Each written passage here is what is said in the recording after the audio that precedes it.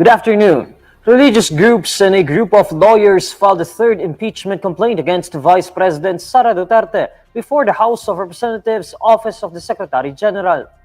The groups led by Armando Virgil Ligutan submitted impeachment complaint to the Office of House Secretary General Reginald Velasco at around 11 a.m. on Thursday, December 19. Based on a copy that Ligutan briefly showed to the media, the ground for impeachment used is culpable violation of the Constitution, bribery, graft and corruption, and betrayal of public trust. Duterte is already facing 2 impeachment complaints. The first impeachment complaint was crafted by civil society organizations and was endorsed by Akbayan Party List Representative Percival Sendanya on December 2. Duterte was slapped with the second impeachment complaint filed by over 70 representatives of progressive groups led by Bagong Alyansang Makabayan on December 4. Duterte's office is currently being investigated by the House Committee on Good Government and Public Accountability due to the alleged misuse of confidential funds for the Office of the Vice President and the Department of Education. President Bongbong Marcos says the government is still far from giving Mary Jane Veloso executive clemency as it still needs to be studied by legal experts.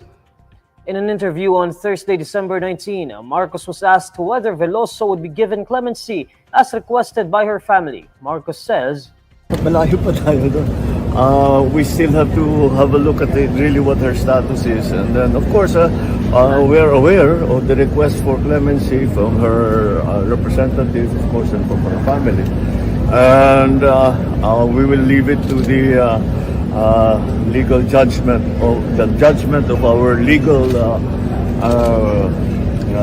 experts to determine whether the provision of clemency is appropriate. Marcos says the decision on Veloso's clemency will be for the Philippine government to decide, since the Indonesian government did not give any condition in exchange for Veloso's repatriation. Marcos then reiterates that the government is still at the preliminary stages in studying Veloso's case.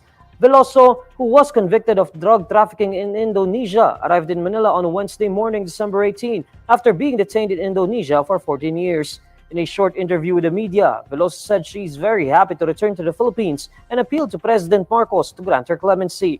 In 2010, Veloso was arrested in Yogyakarta, Indonesia, after she was found in possession of 2.6 kilograms of heroin.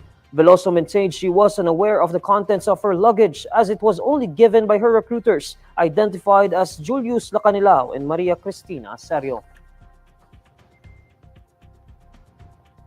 President Bongbong Marcos says that the Department of Justice will have to review the House of Representatives Quad Committee's recommendation to file crimes against humanity complaints against former President Rodrigo Duterte and his allies for their alleged role in the extrajudicial killings in the war on drugs.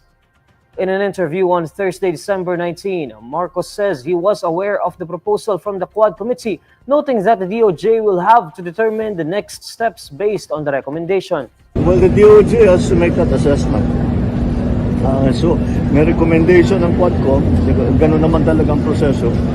When they do an oversight hearing, meron silang findings, i-forward nila ngayon sa DOJ with their own recommendations as to how to handle the findings in the hearings.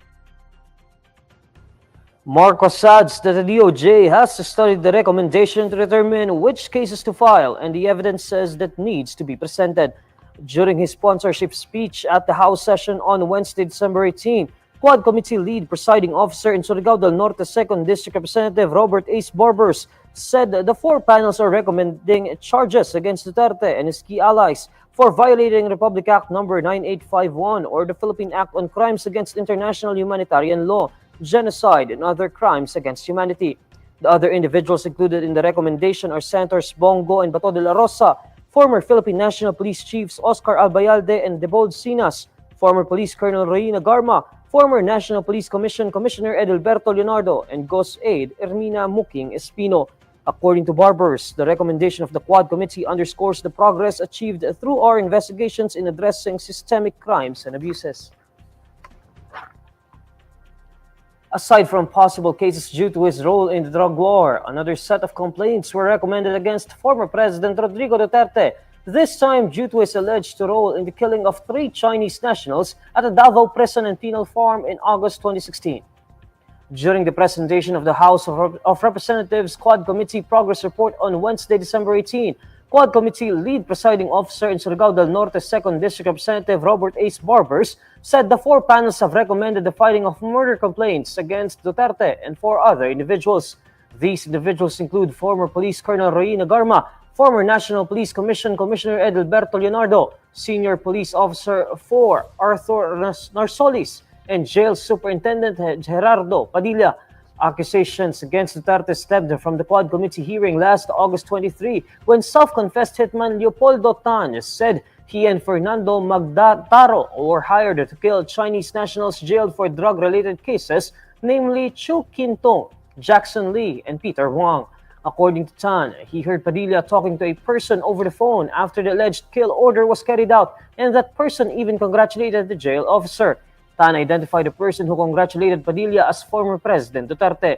Padilla initially denied knowing about the killing, but he eventually admitted at the Quad Committee hearing last September 12 that he indeed knew about the incident and that he was talking to Duterte. Duterte's former officials, former presidential spokespersons Harry Roque and Salvador Panelo dismissed Tan's claims. According to Roque, the hearings in Congress have no probative value, while Panelo questioned why Duterte's enemies are now using convicted felons to attack him. Earlier, Barbers also named Duterte and his key allies as among those they recommended to be charged for violation of Republic Act No. 9851 or the Philippine Act on Crimes Against International Humanitarian Law, Genocide, and other crimes against humanity. And these are the stories you need to know today. I'm Neil Mercado. Follow INQUIRER.net on Facebook, X, YouTube, TikTok, Instagram, and Reddit. For more stories, visit INQUIRER.net. Good afternoon.